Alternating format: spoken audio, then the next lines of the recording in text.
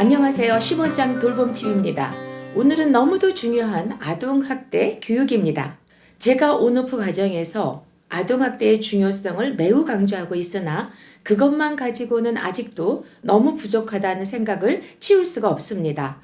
왜냐하면 지금 주로 아동 돌봄을 하시고 계시는 분들이 50대, 60대가 대부분이신데요. 나도 모르게 또 나도 모르는 실수를 종종 하기도 합니다. 그리고 이제와 가슴을 치며 후회합니다. 진즉 알았어야 했는데, 그랬으면 더 멋지게 키웠을 텐데. 심원장님, 이런 교육은 모두 꼭 받아야 해요. 라고 가슴 아프게 말을 하시기도 합니다. 우리 세대들은요, 살아온 시대나 사회가 달라서 어떤 부분은 아동학대에 대한 이해나 인식이 낮을 수도 있다는 생각이 들었습니다. 그래서 손주를 돌보시거나 아동 돌보미를 하시는 분들은 꼭 끝까지 들어주시면 선생님들이 아이를 만날 때 큰 도움이 되실 것입니다. 조금 지루하실 수 있지만 우리 아이들을 위해서, 우리 손주들을 위해서 꼭 끝까지 들어주시고 또 의견이나 도움이 되는 경험이 있으시면 댓글도 적어주시기 바랍니다. 현대는 아동의 인권과 아동의 학대가 아주 중요한 사회적 문제로 되고 있습니다. 어떤 분들은 이렇게도 말을 합니다. 아동의 인권과 학대의 문제가 사회적 이슈가 되고 있는 것은 그만큼 우리 대한민국의 사회가 진보했다는, 발전했다는 반증이기도 하다. 이렇게 말씀들을 하십니다. 이렇게 말을 하는 이유는 예전에는 아동학대가 없었는데 이제서 아동학대가 지금 나타난 것은 아니기 때문입니다.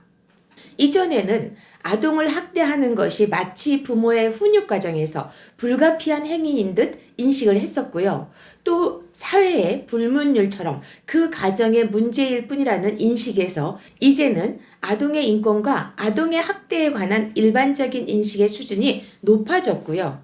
아이들의 인권과 아이들을 보호하는 제도도 계속 보완되고 있기 때문입니다. 그런데 이런 말도 있습니다. 사회의 정서나 문화가 변화되지 않는 한 아무리 좋은 제도가 만들어졌다고 해도요. 그 제도의 기능을 제대로 실행하기는 어렵다는 말입니다. 아무리 제도나 법을 촘촘히 한다고 해도요. 그 모든 것을 법과 제도로만 해결할 수는 없기 때문입니다. 이렇게도 말을 합니다. 사회적 약자, 즉 약한 사람들을 대하는 사회 정서, 문화 태도가 그 나라 사회의 수준을 말하고 있다는 것입니다. 우리나라도 이제 아동의 학대와 아동의 인권과 보호가 아주 중요한 이슈가 되고 있고요. 사회 문제화되고 있습니다. 그러면 우리나라도 사회 문화적 측면에서 좀 더 발전하고 있다는 것을 반증하는 것이기도 하겠지요. 그런데요, 아동 돌봄을 하고 있는, 또 손주 돌봄을 하고 있는 50대, 60대, 70대의 베이비 부모 세대들은요, 때때로 혼란스러워 하기도 합니다. 도대체 어떻게 하라고 하는 거지? 요즘은 지나가다가도 하도 귀엽고 예뻐서 얼굴만 살짝 만져도 부모들이 인상을 쓴다니까요. 하시면서 순간 난감하더라 하시더라고요. 제가 아동 돌봄 교육을 하면서 아동학대 예방 교육을 할 때요. 이런 질문을 해봅니다. 아이를 양육하면서 매를 한 대도 안 때리고 양육할 수 있을까요? 하고 물으시면 잠시 조용해집니다. 왠지 정답은 한 대도 때리면 안 된다는 것이지요 라고 대답을 해야 될 것 같은 분위기인데 그 말이 쉽게 나오지 않아서 주저주저하게 되는 것입니다. 그러다 슬금슬금 눈치를 보면서 이렇게 말씀들 하십니다. 아유 실제 키워보면 그게 되나요? 하고 누군가 운을 띄우면 옆에서들 그렇죠, 그게 쉽나? 그렇게 키우고 싶지요. 그렇지만 어떻게 그렇게 키워요? 하십니다. 그러시면서도 그래도 많은 분들이 이렇게 얘기하세요. 나는 애한테 욕을 한 번도 한 적이 없어요. 그렇지만 필요할 때는 따끔하게 가르치고 훈육도 해야 되는데 매를 안 들면 말을 듣나요? 그리고 매를 아끼면 아이를 망친대요. 또 매 끝에 정든다는 말도 있잖아요. 이러십니다. 이렇게 체벌을 옹호하는 속담도 많은데요. 하지만 많은 전문가들은요, 체벌의 교육적 효과에 대해서 부정적인 경우가 대부분입니다. 네, 그래서 저는 이렇게 말씀드립니다. 자, 우선 오늘은 결론부터 정해놓고 아동학대에 대해서 알아보도록 하겠습니다. 결론은요, 아이는 꽃으로라도 때려서는 안 된다입니다. 한 번 더 말씀드리겠습니다. 아이는 꽃으로라도 때려서는 안 됩니다. 자, 그러면 지금부터 아동학대에 대한 공부를 시작해 보도록 하겠습니다. 네, 어느 시대이건 어느 사회이건요, 아이들은 항상 사회적으로 약한 존재, 즉, 약자였습니다. 누군가 보살펴 줘야만 하는 존재이고요. 보호자의 도움 없이는 살아남을 수 없는 존재입니다. 그러면 예전에는 어땠을까요? 일본의 아동학대 역사를 좀 살펴볼까요? 에도 시대 일본에서는요, 태어난 아이를 죽이는 일들이 비일비재했답니다. 마치 아이들을 밭에 심어 놓은 농작물을 솎아내듯이 영아 살해가 별 죄책감 없이 이루어졌다고 합니다. 봉건적 인두세 때문에 가난한 일본 백성들에게는요, 양식을 축내고 세금을 내야 하는 새 식구, 아기가 태어나면 부모가 죽이는 일이 많았다고 합니다. 서구 사회에서는 19세기까지만 해도 부모들의 양심의 가책 없이 아동학대가 이루어졌습니다.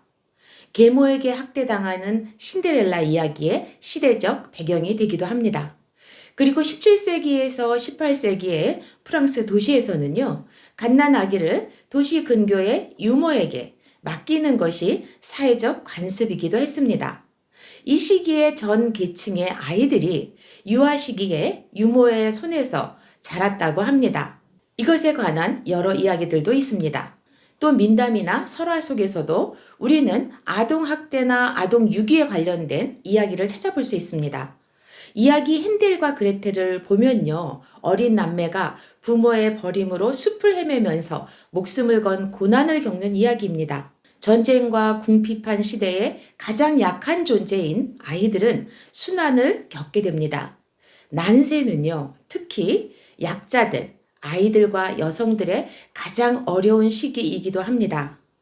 또 고대 종교적 의식 속으로 들어가 보면요, 세계 각지에서 신에게 제물로 바쳐진 아이들의 유골들이 지금도 계속 발견되기도 합니다. 그러면 우리가 잘 알고 있는 우리나라의 민담이나 설화도 좀 살펴볼까요? 마을이나 나라에 또 그 사회의 평안과 안녕을 위해서 제물로 바쳐지는 아이들을 어렵지 않게 찾아볼 수 있습니다. 우리가 잘 아는 심청전, 또 에밀레종 이야기 등에서 확인할 수 있죠. 제물로 바쳐지는 대상은요, 대부분 가난한 집의 아이들입니다. 쌀 한 대박에 시주도 할 수 없을 만큼 궁핍한 가정의 아이들이 제물로 바쳐지는 경우가 대부분임을 확인할 수 있어요. 이 아이들을 제물로 해서 마을이나 나라가 평안해질 것이라는 기대를 갖고 의식을 치르게 됩니다. 지금 생각해보면 정말 잔인하고 끔찍한 일입니다. 자, 지금부터 아동학대에 대해서 공부를 해보겠습니다. 아동복지법에서는 아동을 18세 미만의 사람을 명시하고 있습니다. 아동복지법 제3조에서는요, 아동학대를 이렇게 정의하고 있습니다.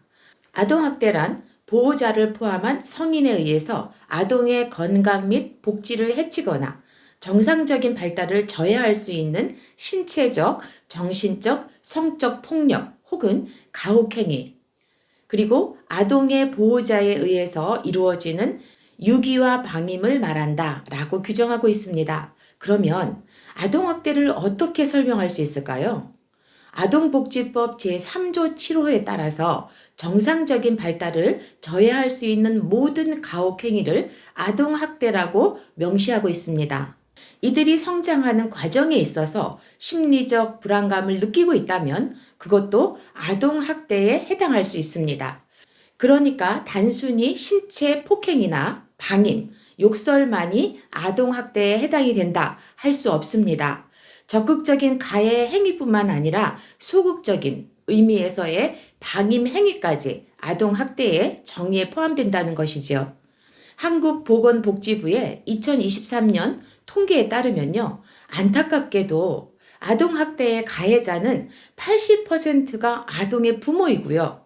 가해 장소 역시 80%가 아동의 가정입니다. 아동의 학대가 가정이라는 은폐된 공간에서 일어나기 때문에 이를 발견하고 개입하기 어려운 경우가 아주 많습니다. 또 두 가지의 학대 유형을 동시에 가하는 중복 학대가 또 가장 많다고 합니다. 요즘은 또 디지털 환경에서의 아동 학대도 새로운 문제로 대두되고 있는 상황이기도 합니다. 아동 학대에 대한 교육을 할 때마다 항상 굉장히 안타깝고 너무 가슴이 먹먹해져 옵니다. 우리는 때때로 아동 학대와 훈육을 혼돈하기도 하는데요. 훈육이라고 하는 것은 부모가 바른 방법으로 자녀를 가르치는 것이기 때문에 아동 학대는 훈육이 될 수 없습니다. 그 자체로 범죄입니다. 자, 그러면 이제부터 아동 학대의 유형을 살펴보도록 하겠습니다. 아동 학대의 유형에는요, 신체적 학대, 정서 심리적인 학대, 또 성학대, 방임학대가 있습니다. 먼저 신체적 학대를 살펴보도록 하겠습니다. 신체적 학대는요, 의도적으로 신체에 손상을 입히는 행위를 말하는데요. 우발적인 사고가 아닌 상황에서 아동에게 신체적 상해를 입히는 행위를 말합니다. 즉, 구타나 폭력에 의한 멍, 화상, 찢김, 골절, 장기 파열, 기능의 손상을 말합니다. 두 번째 정서 심리적 학대를 살펴볼까요? 언어적, 정서적 위협, 그리고 억제, 아동의 인격이나 감정이나 기분을 심하게 무시하거나 모욕하는 행위로 또 좁은 공간에 장시간 혼자 가둬두는 행위, 또 원망적이거나 적대적이거나 경멸적이거나 이런 언어폭력 등이 해당됩니다. 즉, 아동에게 가해지는 모욕적인 언어나 정서적인 위협 혹은 감금 등의 가학적인 행위를 말한다고 보시면 되겠습니다. 언어적, 정신적, 심리적 학대라고도 합니다. 이러한 정서 학대는요, 지금 당장은 보이지 않아요. 결과도 심각하게 나타나지 않을 수 있습니다. 그렇기 때문에 더욱더 주의해야 하는 부분들입니다. 어떤 분들은 내가 내 자식을 키우는데 이런 말도 못하냐 하면서 아무 말이나 내뱉듯이 하는 분들이 꽤 계시는데요. 그리고 그것을 훈육의 과정이라고 생각하시는 분들도 계십니다. 구체적인 예를 들어볼까요? 네가 사람이니? 너를 낳는 게 아니었어. 내가 너를 낳고 미역국을 먹었니? 이런 건 네 동생도 다 한다. 언제 철들래? 네 동생 하는 것 보고 좀 배워봐. 머릿속에 도대체 뭐가 있는 거야? 이런 말들은 자신의 존재 자체를 부정당하거나 인격을 무시하거나 모욕적인 언어로 정서적 심리적 학대입니다. 이런 말을 듣고 자라는 아이들은 온전히 자라기 어려울 것입니다. 너무 잔인한 말입니다. 세 번째는 성학대입니다. 우선 여성들은 나이의 많고 적음을 떠나서 성학대의 대상이 되는 경우가 많습니다. 아동 성학대는요, 아동복지법에 의거해서 18세 미만의 자에게 성적 수치심을 주는 성희롱, 성폭행, 이런 것에 학대 행위를 말하며 아동에게 음란한 행동을 시키거나 음란한 행동을 매개하는 행위도 포함이 됩니다. 일반적으로 강간은요, 두려움이나 강압적인 힘으로 원하지 않는 상대방을 대상으로 해서 성적 행위를 하는 것을 의미합니다. 아동성 학대도 두려움이나 힘을 이용하기도 하지만 성적 학대를 놀이로 착각하게 하거나 아동을 심리적으로 고립되도록 조정하거나 성인의 권위와 힘으로 성적으로 억압해서 위협이나 공포를 조성하는 행위를 말합니다. 조두순 사건 등 아동 성폭행 사건을 우리는 뉴스에서 어렵지 않게 볼 수 있습니다. 자, 네 번째는 방임, 유기학대입니다. 방임은 아동을 돌보지 않고 내버려 두는 것입니다. 아동은 위험하고 열악한 환경에 있거나 또 충분한 영양을 제때 공급받지 못하면요, 발육이 부진하게 됩니다. 이것은 어린 아동에게는 아주 치명적인 장애를 가져오거나 사망에까지 이르게 할 수 있습니다.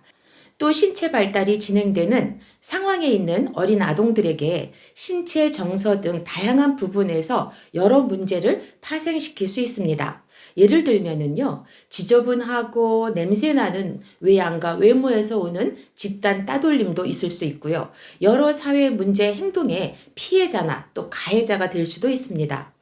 방임의 유형에는 제대로 돌보지 않아서 생기는 물리적인 방임, 또 교육적인 방임, 또 의료적 방임 등이 있습니다. 또 유기 학대는요, 보호자가 아동을 돌보지 않고 버리는 행위를 말합니다. 여기까지 4가지의 아동학대를 살펴보았습니다. 과연 훈육이라는 이유로 사용된 체벌이 아이의 행동을 바람직하게 변화시킬 수 있을까요? 여러분들은 어릴 적 학교에서 혹은 가정에서 부당하게 가해진 체벌과 모욕적인 욕이나 언어를 들었을 때 스스로 반성하게 되고 올바른 훈육이라고 느끼셨을까요? 우리 선생님들은 아이를 사랑하시는 분들입니다. 그러나 내가 습관적으로 무의식적으로 바르지 못한 인식과 태도를 갖고 있을 수도 있습니다. 우리 때는 다 혼나고 매도 맞고 그렇게 자랐어. 그래도 아무 문제 없었어. 이렇게 생각할 수도 있습니다. 그러나 정말 아무 문제가 없으셨을까요? 우리의 아이들은 몸도 마음도 건강하게 잘 양육해야 하지 않겠습니까? 우리 아기들에게 좋은 말과 사랑만 주어도 부족함을 느낍니다. 우리 아기들에게 마음속의 분노보다는 사랑으로 가득 차게 해주셔야겠습니다. 그것이 우리의 몫인 것 같습니다. 오늘도 선생님들을 응원하는 심원장이었습니다. 구독, 좋아요, 알림도 부탁드리겠습니다. 안녕.